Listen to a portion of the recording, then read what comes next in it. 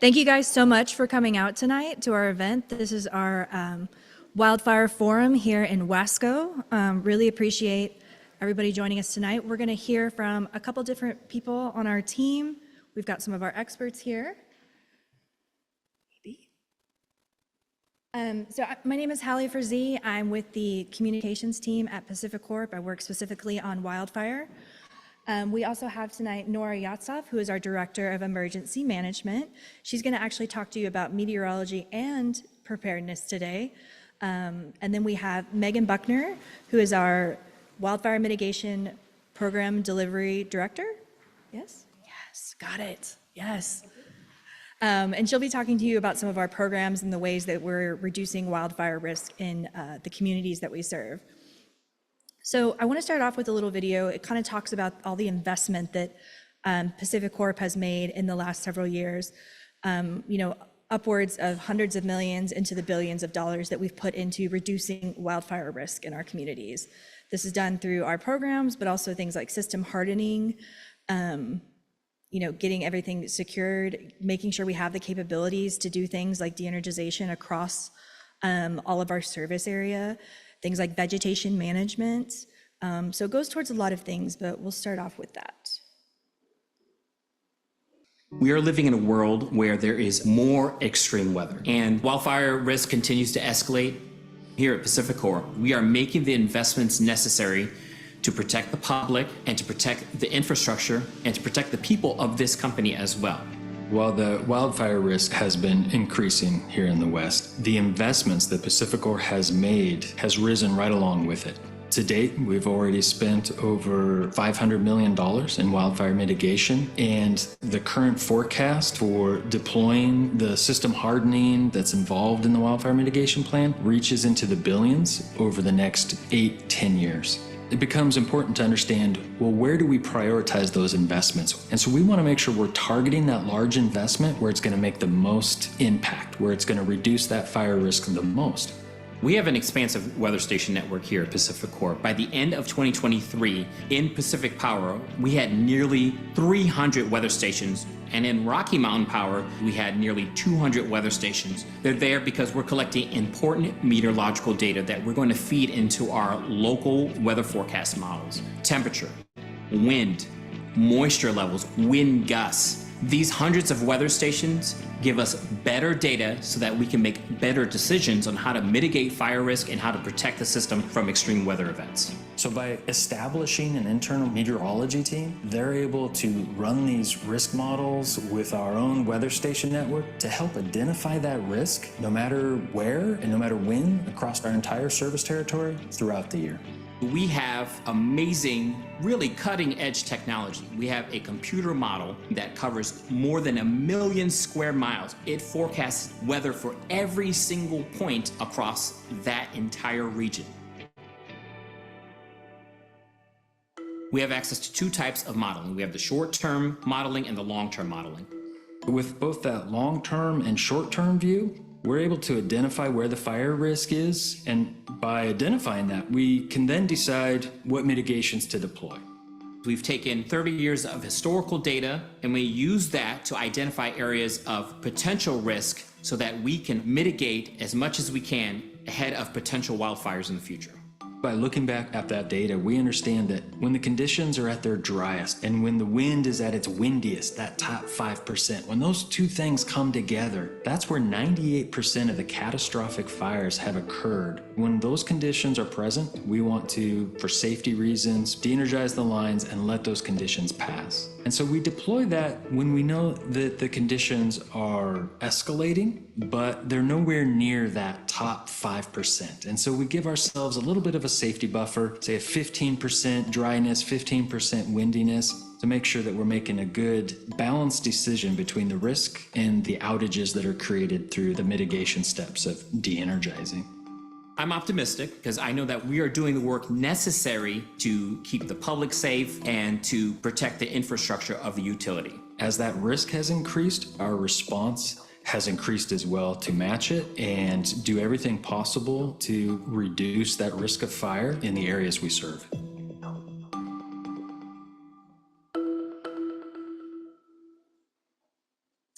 All right. right, so the video gave us a little preview of some of the things we're going to talk about tonight.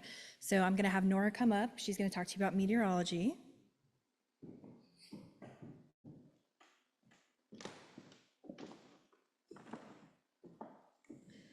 All right, thank you, Hallie. Can you hear me okay? All right. If I get too loud, please let me know. Just wave at me. All right, thank you for joining us today. I know it's a beautiful day outside and you probably would like to be outside enjoying the sunshine. So thank you for coming and wanting to hear about wildfire safety, wanting to hear about what we do.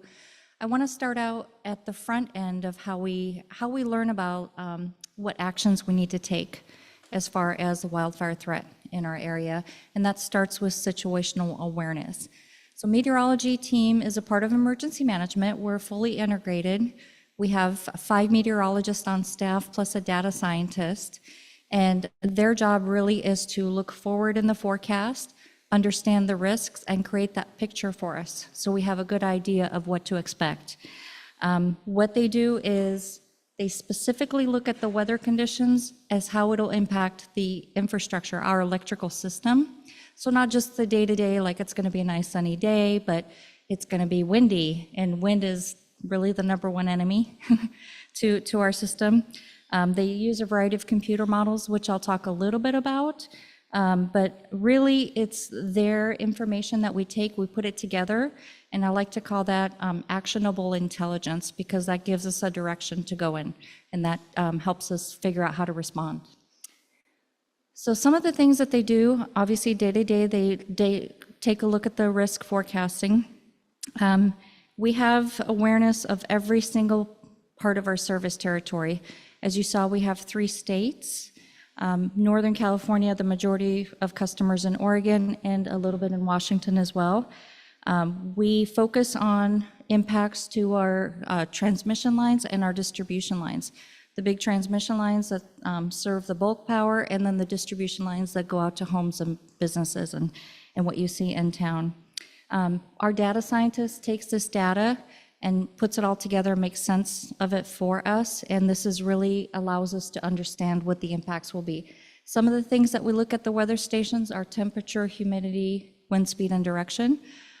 But we don't only look at this information, we also look at the dead fuel moisture and the live fuel moisture. So dead fuel, the branches and the things that have fallen on the ground, there can be moisture in those, and they will take a look and see if there is moisture levels, if it's been raining and it's still wet and moist, that the risk is much less. But once those moistures start to decrease, and once the relative humidity factor starts to decrease, the temperatures pick up and the winds pick up, that's when meteorology is a key source of information for us to start making decisions. We talked a little bit about in the video about our weather stations. We have 454 of them throughout the service territory, and that's a lot, a lot of weather stations. But as you can understand, you see the map of Oregon here. They cover a wide variety of areas. It's pretty hard to see, but there are dots of where they're located on the map. Also, just to show you, the blue on the map is our service territory, and the purple on the map is our fire high consequence area. I'm not going to talk much about that. Megan will cover that in her section a little bit more, but that's our highest areas of concern for fire. This is a photo of what our weather stations look like. It has the various gauge. It can determine wind speed and direction and humidity as well, and it's also solar powered as a backup power as well. We also utilize not just our own weather stations, but we utilize all the variety of other sources that we have. There's weather stations from the National Weather Service, from ODOT, there's RAWS, and a variety of other services. So we incorporate all of that data because we have a lot of territory to cover. And for us, general information, like it's sunny and the winds are 10 miles an hour is not good enough to understand what the impacts will be to our system. So we want to get much more closer information into our infrastructure system. So all of these are located on our poles in locations that we find the best where we lack that data. I wanted to point out our weather station website. Anybody can access this. You can go online on your phone or on your computer. It's available to everybody. It's pacificpowerweather.com. And later I'll show in a little video how you can search and filter data. There's, you can see at the bottom here, you can see on 97, there's one weather station there at mile 7.5. That's the closest one here to your location here in Wasco. So it's a great source, and it's available to anybody at any time. And when I talk later about public safety power shutoffs, I recommend that if there's ever a situation where we may have to go into one, this is a great source of information so you can actually track what the weather is doing. Now, that was day-to-day modeling. Let's talk about short-term risk modeling. So something that our meteorology team does is they run models twice a day. These models go out 96 hours, so it's short-term, it's 4 days in advance, but we push out weather forecasts for 5 days in advance. We have a pretty good idea of what will happen 5 days. Of course, weather changes and patterns change a little bit, but we can look forward 5 days, which is a really great thing for us to be able to plan. Our coverage is in 2-kilometer grids throughout the whole western United States, and that's what we need to cover our territory. What we've done is we've run models back 30 years, and 30 years in every single grid in our territory for every time of the day. What this does is it gives us information on when the most catastrophic fires have happened, and it sets a benchmark for us to measure potential fires looking forward into the future. So having that 30 years of data is really critical for us to be able to make decisions and make better informed decisions on what we need to do with our system and how to operate it. Once we have an idea with the short-term risk modeling forecast that they provide us, then we can tell our operations folks if they need to do alternate work practices, or we talk to utility partners, or we talk to customers if we have to consider any operational practices that may impact them.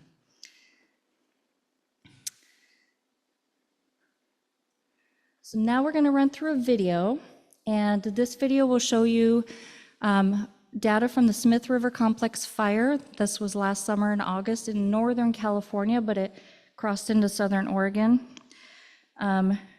This is from our WRF model, our weather research forecast model. The green shows you the wind forecast, and it's not very high. As you can see, the green is towards the bottom of it, and wind is typically a major factor that we consider for impacts to our infrastructure. But as you can see here on the bottom, the orange that starts coming up here, that orange is our lightning forecast. So we had a dry thunderstorm come through that part of the Northern California, Southern Oregon that night. That lightning storm that came without much water created a significant impact and started multiple fires in the Smith River Complex area. This you can see is our transmission line is the pink, and the fire outline you can see in the red. What you see the graphic is doing, this is our wildfire enterprise analyst. It forecasts fire spread without any suppression. So what we can do is we can look 12 hours ahead of where the fire currently is with the current conditions, the wind speeds, the humidity, and we can forecast where it'll spread in the next 12 hours, assuming there's no suppression, of course. And that was part of the case in the Smith River Complex. This fire did indeed cross into our transmission corridor, cutting off Del Norte County, our Crescent City area. For quite a while, we had to augment power with temporary generations on site, but it was a significant impact. This kind of model allows us to better understand when there's spot fires or other fires that start, if it is going to be a significant risk to our infrastructure and if we should pay attention to it. This other one here is our, talks about our energy release component. It really basically means fire danger. So the amount that fires can grow and spread. The orange is significant fire danger, and then a yellow to blue is less significant fire danger. So we had a pretty good idea that during the time that fire started, that with the energy release component, that we were facing a significant risk for that fire to continue to grow. So these are just an example of some of the tools that we use, just to give you an idea of how we can better analyze and better prepare for understanding what potential impacts we can have, so that we can get ahead of the situation and we can make sure that based on the information we had, we can model it. Again, this is our, just showing you our website, the pacificpowerweather.com that I shared with you. You can filter by state, you can filter by location. So for you, filter Oregon, and then Oregon North Central. It's not showing on this output, but if you look at Oregon North Central, you'll be able to see there's a Wasco Junction. That's the closest weather station.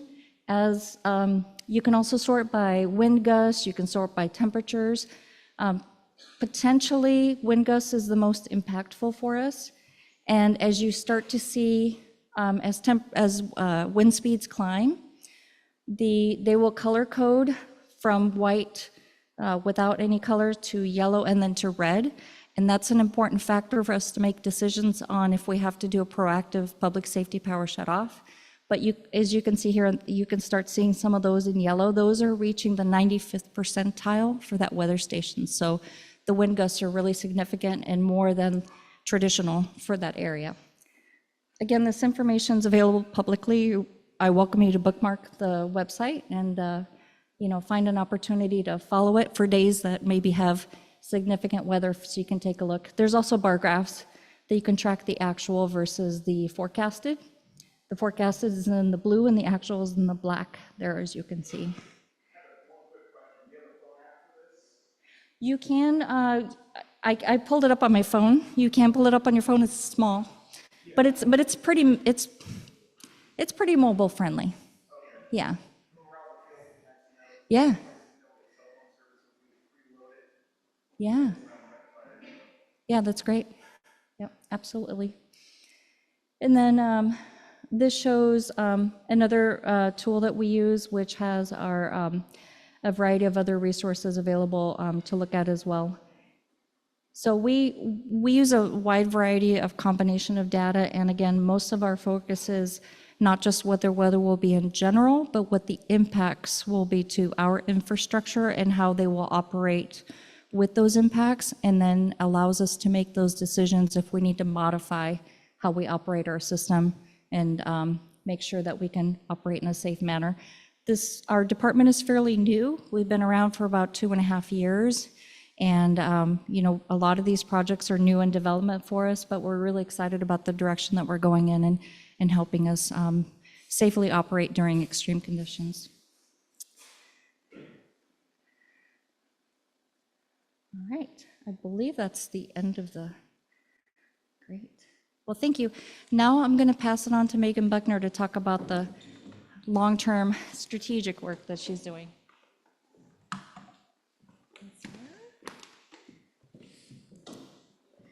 Hi, everybody. So my name is Megan Buckner. I am the Director of Wildfire Mitigation Program Delivery at Pacific Power. Wow, that title's a lot, I know, but basically it's the programs, it's the stuff the company is doing to mitigate wildfire. That's basically what our team does. And so, Nora discussed a little bit about situational awareness, right? Talking about how the Pacific Power is watching fire behavior, it's watching wind, it's monitoring all these things. And you may be thinking, okay, well, what are you doing about it, right? And so what I'm going to be talking to right now are the programs, or sometimes I like to refer to them as tools in the toolbox that Pacific Power has available to deploy depending on the type of risk that there is.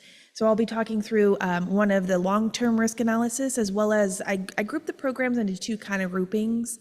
One of them is going to be your system hardening, your resiliency, upgrading your hardware, making it really robust. And then the second category of tools is going to be those sort of operational practices, software differences, performing differently in the field or even operating differently in order to support wildfire mitigation. And I do want to note too that the Wildfire Mitigation Plan of Oregon is available online on the Pacific Power website. So you can take a look at it. And it was recognized by Stanford as one of the forefront, just really great, if you will, wildfire mitigation programs in the country. And to start off, I'm going to talk a little bit about some of the long-term risk, right? So Nora described a little bit of situational awareness, watching things that are changing, dynamic, right? But there's also some programs that take a little bit longer to employ, like upgrading the system, hardening to covered conductor, where a different risk methodology is used to generate what we call a fire high consequence area map. Generally speaking, it looks at things like terrain difficulty, and it looks at things like wind behavior, typical wind behavior in an area, right? And it looks at some of these components and it evaluates, okay, should there be an ignition in this area? You know, it's say in a forest, there's nothing around, it would be really bad, right? And so those are the type of areas that are generally classified as our fire high consequence areas. And some programs are targeted there. It's not all that we're doing, so I am talking about some programs that are targeted here, but there's also a lot more that is service territory wide. We have the capability to have situational awareness service territory wide, and we have operational practices that can be altered service territory wide as well. Here's a little map of the local area. You can see roughly there's 18 line miles of distribution lines in the local area. And there's also one substation. So first I'm going to start off by talking a little bit about the system hardening program. So it's literally what it sounds. It's making things that were in previously bare conductor covered and really hardened. And there's actually an example of it in the back underneath where it says like the right equipment. There's an example of it. And so the way the program functions is it's called, typically in internal lingo, it's our line rebuild program. And it can look like a couple of things. One thing it could look like is it could look like replacing bare conductor with covered conductor, which I just described. Part of that process is that covered conductor is a little heavier, right? So it's a new design, things like that. And while we're redesigning, we are also looking at the materials like poles and evaluating them for replacement with more fire resilient materials. So instead of wood, looking to replace them with fiberglass and steel poles. Additionally, you'll see pieces of equipment like aerial spacers. Wire-to-wire contact can be a source of a fault or an outage, which could lead to an ignition, things like that. And so aerial spacers can support mitigating that type of risk. An alternative to covered conductor that's also evaluated on a project-by-project basis is undergrounding some line. It's selectively applied. There are some costs, there's some environmental, there's a couple of factors that play into if undergrounding is a solution or covered conductor. Generally speaking, these are the things that are applied and prioritized right now in the FHCA. So we're trying to get this done in the FHCA areas first. Also being conducted for system hardening is upgrading the reclosers and relays system-wide in Oregon with what I call them like smarter pieces of equipment. They switch faster. They also have the SCADA capability. They're a lot smarter, if you will, than some other pieces of equipment. And so we're going through and replacing the old stuff with the new stuff for less ignition risk, right? So that sums up our system hardening, resiliency type of programs, right? There are also some vegetation management programs or operational practices that Pacific Power is employing. So the vegetation management, generally speaking, it can incur, there's air and ground surveillance, or, they can look like patrols, they can look like inspections. And then when issues are found, then we go through and there's a vegetation clearing and pruning that occurs. And generally speaking, within the FHCA, clearances are wider. And also vegetation that's identified as a fast-growing type of vegetation is cleared further back as well. I also want to note we do have one of our foresters here in the back, so if anybody has additional like tree vegetation management type of questions, she's here to support some of those questions towards the end. Also on this slide is tree removal. So part of those aerial inspections or visual like patrols that occur can identify trees that are dead, diseased, rotting, something that when you look at it, you're like, wow, that looks like it's not doing so well, and it could come down on our line. So that's been identified for removal. Sometimes they can also be, oh, check the maps, Wade. So hopefully everything's okay. If not, we have our emergency management team monitoring, so I feel pretty confident. Okay. Okay. So tree removal, I talked about that. Oh, something not on the slide, but I do want to talk about because I feel like it's pretty important. We have our pole clearing program. So in the FHCA, poles that have, equipment with the potential for risk or like ignition or sparks to fall on the ground, what we do is pole clearing around, so clearing all of the ground vegetation. So should there be a spark that comes off a piece of equipment and lands on the ground, there's no vegetation there, right? So these are the key vegetation management programs that occur, for wildfire mitigation. There's also just general vegetation management programs across the company, right? We're keeping the lines cleared. So this is supporting mitigating risk associated with vegetation, trees, limbs falling on lines. But what about the equipment itself, right? Equipment ages, they lean, things like that. There's also enhanced asset inspections that occur for wildfire mitigation efforts. And generally speaking, you can think of this as inspecting more frequently to find problems quicker, and then also prioritizing work to fix work that is more of an energy release risk quicker, right? So finding things quicker, fixing it quicker when it has an ignition risk associated with it. Additionally, an asset management program that is conducted even here in Wasco along some of the transmission lines just outside of Wasco technically. There's the transmission IR inspection program.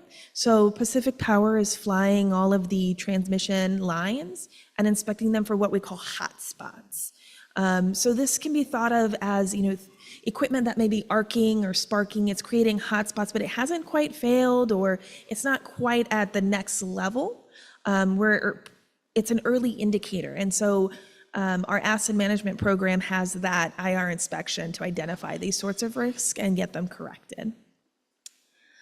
On this slide also is some examples of operational practices. So I do want to talk a little bit about alternative operational practices that can occur. So Nora spoke to how situational awareness, like we always have eyes, right? We're always monitoring the weather and the fire behavior, trying to predict how the fire behavior is going to go. And something that will happen for operations is they may work differently. They can defer work, non-essential work can be deferred. They can also, Pacific Power has water trucks that we can take to a work site and water down the area first. Additionally, so let's see, water trailers, deferring work. I think those are the two key ones. I feel like I'm forgetting a third one though. Okay, mom brain. But those are the two key ones. Driving. So vehicles can be a source of ignition as well. And so you may also see that the vehicles won't be driving off-road. They'll stick to the road, so that way the vehicles aren't source of ignition. Really thinking through all the different ways that we can work differently when there's a higher risk. So I talked through now the hardening, the hardware changes. I talked through some of the things like we're doing differently, inspections differently. But there's also this sort of third category where you can operate the system differently. And we have this great little video that kind of walks through the three key categories. So I'm going to go ahead and play this first. At Pacific Power, we're committed to providing the safe, reliable service you count on every day.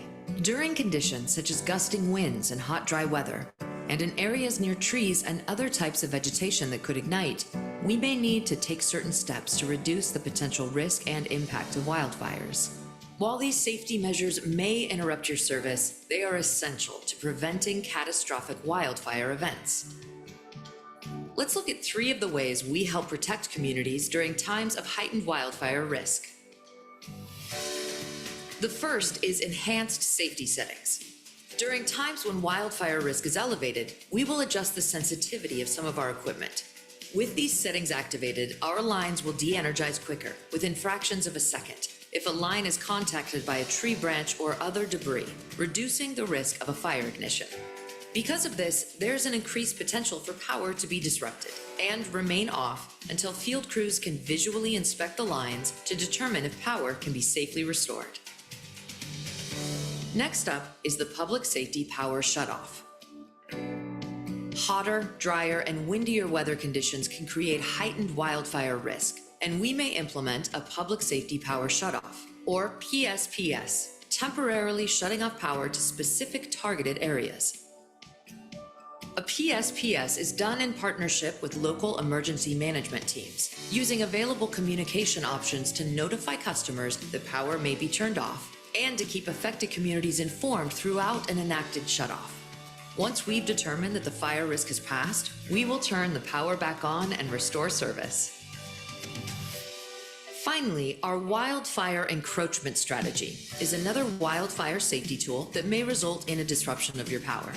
When an active wildfire moves close enough to threaten burning into the area of our lines or equipment, we will begin monitoring the fire closely to evaluate its potential spread and impacts to our systems. If the fire is moving too close to our assets, we will do an emergency de-energization of our power lines. This process helps us make the most effective decisions to avoid additional fire risk and protect first responders.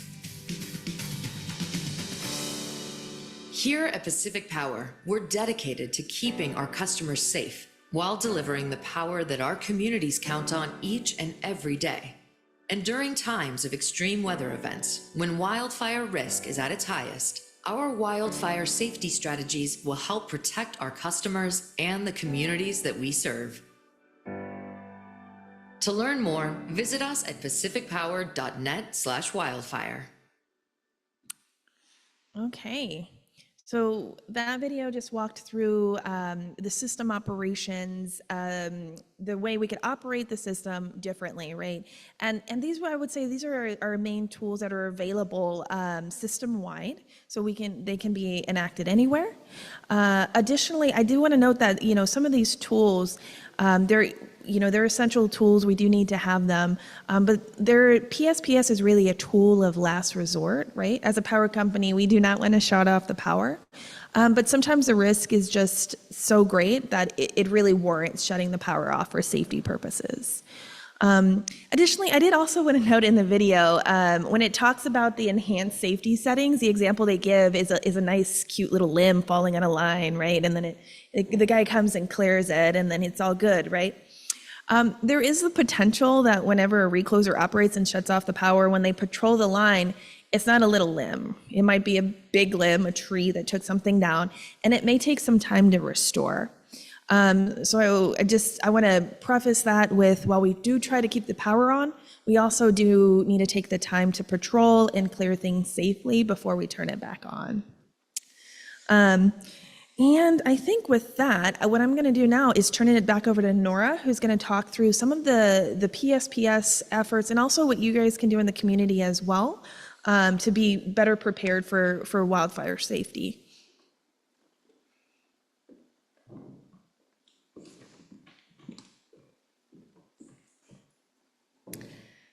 Okay, we're going to talk about what you can expect from us and what you can do. So earlier you heard about situational awareness and how we figure out what's coming.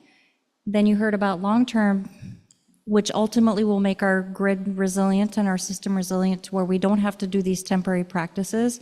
But between now and then, years from now, we have these temporary measures in place. And I really want to focus first on PSPS and what to expect. I'm sure you've heard about it. You saw the videos on it if you hadn't heard about it. PSPS is a temporary measure. It really exists only under these conditions. And just to note, we've only done it once in Oregon. That was in September of 2022. Not in this area, but it was in a variety of other areas in Oregon that we had to do that. and that lasted about 21 hours. And I'll kind of explain why it lasted 21 hours, but typically they're temporary measures. They're not meant to go long, and they're only during the duration of the wind conditions. So you've seen this graphic already before. I'm not going to spend much time on it, but really it's three main factors. You've got fuel load, the dead, dry vegetation, you've got the weather conditions, the terrain.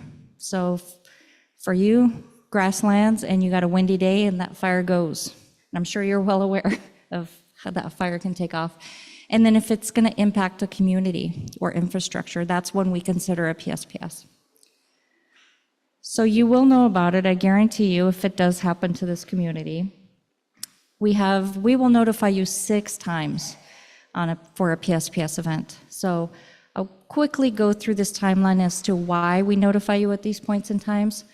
We typically find out about potential PSPS conditions for meteorology 5 days in advance.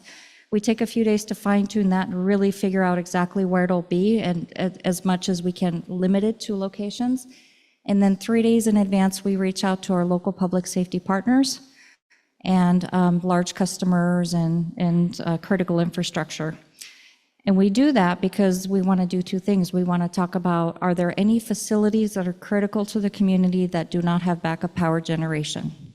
And if they don't, and if there's no resources to get those, then we will look to get those and bring generation to those locations. The other thing is, do we need to stand up a community resource center? So community resource center, unlike a shelter, is a place that doesn't run overnight, but during the day, the community can go get power, get away from the heat, because typically it's hot and windy during those conditions, get some air conditioning, get on the Wi-Fi, charge phones, charge medical devices, get information about the event, get snacks, drinks. So it's a resource center to go to get access to help during these events. And we work to figure out where it makes sense to stand one up. It doesn't have to be in a building. This would be actually a great building to host it in, but it could be a tent in a parking lot or in a field, and we've done that in fields before. Then at 24 to 48 hours, we start contacting you, the customers. And we do that directly, phone, email, and text. And we'll let you know that there's potential for 2 days from now. Then we'll call you again at 24 hours. There's potential 24 hours from now. We'll make another call 1 to 4 hours from now. And at any point in time, if the weather changes and we don't need to do a PSPS, we'll also let you know that the weather has improved and we don't need to do it. We also let you know when we do de-energize. That time may shift around based on actual conditions, but we'll do another call de-energization. And then once the event has passed, then we'll let you know that the event has passed, we're going to start restoring power. Now this happens in phases. We start working, we start patrolling the lines, and we look to see if there's anything that has fallen, broken, any damages, and we will often do find damage. We repair that, and then we restore the line. So it happens in phases, and it can happen sometimes, takes time. It cannot be done overnight hours. We have to have visibility, so it has to be done during the day. So that also could be a limiting factor. But once we do restore the line, we'll make a final notification to customers and let you know that we have restored. And that's twofold. That's partly if you had to go somewhere else, or if you went to stay with a relative or someone out of town, you know it's safe to come home. Your power's back on. But also if your power isn't restored, then you know to call us and we can troubleshoot why your power's not back on. So that's the communication pathway that you would expect to receive for a PSPS event. Again, we've only had to do this once in September of 2022, and we hope to never do it, but it's one of the tools that we have if we have to, given conditions. So, you may ask, one of the key things that we do to communicate is with customers, we'll send a recorded message and we'll let you know. Obviously, not everybody has access, right, to this information. So for customers that we have in our medical certificate program, these are customers that rely on electricity for their medical devices. We make a personal phone call by a customer service agent. We make sure they understand the situation and they have resources or they have the ability to navigate through the event. And if not, we work to get the resources for them. So it's really important for those that you have somebody in your family or you have a neighbor or friend that relies on electricity for equipment, we really encourage you to ask them to sign up for the program so that we know. We don't have access to any health information or any other data set. We really only rely on customers to let us know that they have these needs. In addition to that, we offer a backup power rebate. This is for a standby portable or a permanent generator or a battery that we can provide. It's up to $4,000, so it can be a fairly large power device, but they have to be enrolled in the medical certificate program. There's a wide variety of types of generators and batteries that are available in the program, and we have brochures in the back. This one's the backup power rebate one, and this one's the medical certificate one, or you can do the QR code, whatever works best to get that information. So we wanted to make sure everybody has that information available and takes advantage of it. This is also available to service providers. If you provide services for seniors or people with disability, like a care facility, they're also eligible for this rebate. All right. Now I'd like to ask everybody in the room who has an emergency plan. Okay, well, hey, it's good to be honest.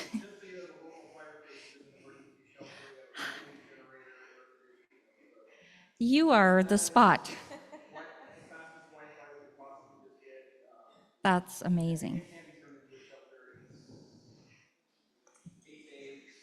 Nice. That's amazing. Oh, so this facility, oh, well, I think we need to do some work here. Yeah. I'm thinking the same thing. Yeah, this would be a great location, yeah. Yeah, so I'm actually the chief of the local fire department, and the fire station in Wasco is fully independently powered. It can be turned into a Red Cross shelter, whatever we need. It takes 5 minutes to set it up. We'll just pull vehicles out and you're good to go. Hopefully by next summer, we'll be breaking ground on one in Rufus as well. It'll be identical. We just signed the paperwork to continue with the construction of that last night. So we will have 2 in the area. I don't know about Morrow Fire or South Sherman Fire, what they have set up, but we do here, so. That's amazing, fantastic, thank you. Resiliency, that's perfect. So, you know, a plan includes having an emergency meeting location. I think you all have the answer of where you're going to meet in case of an emergency. But really, I just encourage everybody to put a plan together. It's free. There's multiple templates online. It just walks you through the questions to answer. And, you know, it's just really important. It's a peace of mind to talk through with your family and those people that rely on you that may, you know, need some assistance during any kind of disaster, not just power outage. You know, consider where you're going to meet, what to expect if like there's a storm, a winter storm, you know, a summer heat wave, what to expect and what to do. Your insurance information, any medication prescription information, you know, things, phone numbers. I can't remember most phone numbers anymore because we don't dial them anymore. You know, write them down and have them. You may not have your phone and have access to that information. And that's just useful on a day-to-day basis. How about a kit? Who has an emergency kit? Nice. Okay, good. There's 2 kinds of kits, right? There's one at home if you're stuck at home and you don't have ability to get things. So can you survive for a few weeks with your food, with your water, with medications, with, you know, first aid? There's also a go kit, like if you need to go and you can't get home and you need to go somewhere, a couple of days worth of supplies for yourself and those that rely on you again. If you have kids or if you have pets, what do you need to have for them? Not just a leash and food for the pets, but also kids, you know, they get scared. So it's important to have comfort items, toys, things that, you know, they can feel a little bit more comfortable with. Having food that's not just shelf stable, but that you'll eat, not suet, right? But or MREs, but you know, like actual food, that dietary restrictions that you can consider. So Really important to just start building one. You don't have to have a complete one. The more you just contribute weekly to it with a couple of things, just the better off that you are and the more peace of mind that you have. Another way to prepare around your home physically is defensible space. Who around here has land or practices defensible space around? Good. It's basically 3 different zones. The closer you get to the home, you know, the more you cut out lower shrubs and you manage vegetation, and then you go the second zone out and then tertiary out. But really, it does help protect your home. It's one of the mitigation measures to protect your home if there's wildfire in the surrounding area. We encourage it. Another thing to really keep an eye out day to day, not just during disasters, is you have trees, you have debris, you have other things that can go on the line. Report that so it can be taken care of. Don't leave it just be, because that will ultimately become a bigger hazard during an event or during higher winds. And I'm going to wrap it up with this. So you heard about what to expect, you heard about what we encourage you to do. But one of the important things I'd like to ask is just verify your contact information and make sure it's up to date, and encourage others to do that as well, because that's how we contact you directly. So you can do that by calling customer service, or you can go on your account online. Also, make sure you have information for those that you know will have vulnerabilities or that need some extra assistance. Encourage them to sign up for the medical certificate program. And then if they can use a backup generation or battery. Also, if you are a service provider to, again, seniors or anybody with some limitations, you may qualify as well. So we encourage you to apply for that. It's $4,000. It's a great rebate, and it's a good offer, and it just helps build that resiliency. So with that, I will wrap it up, and I'll hand it back to Hallie and Lisa for questions.